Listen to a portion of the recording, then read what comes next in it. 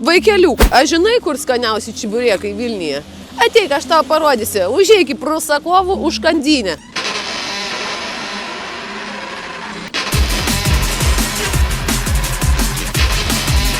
Šioje užkandinėje galite rasti viską, ko jums reikia. Tai yra čiaburėkų. Mes šiandieną valgysime šefo čiaburėką. Čia yra turbo čiaburėkiukas.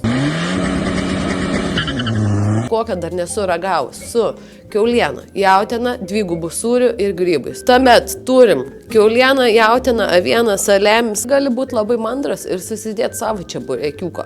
Va, ekstra priedukai, sūris, grybukai, mėsytę, kokią nori, va, čik, čik, čik, ir tau padarys šviežutėlį. O jeigu po čiaburėkiuko norėtus kažko saldžiau, tai galit paragauti kibiniuko su varškė ir persikais arba skanių varškės spurkyčių.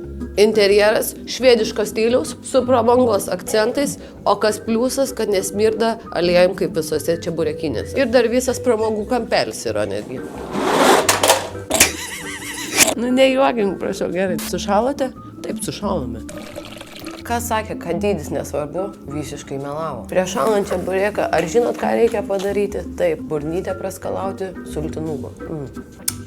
Aš čiaburėkas, svorio pasakysiu, tikrai yra.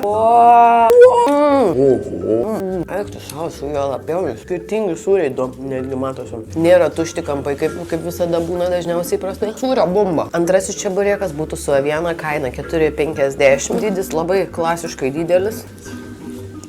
Mėsytės tikrai daug. Mėsytė labai gerai išpreskonuota. Tikrai jos yra paskirstyta visur. Jau sunku kvepuoti, aš nežinau, kaip čia įmanoma suvalgyti visą.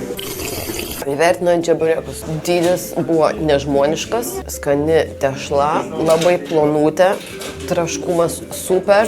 Liko vat kampučiai gal biškutį kietesni, bet nu čia taip jau būna čiaburėkuose. Įdaras, wow. Rimtas 9,5, žinokit. Buvo per siestą.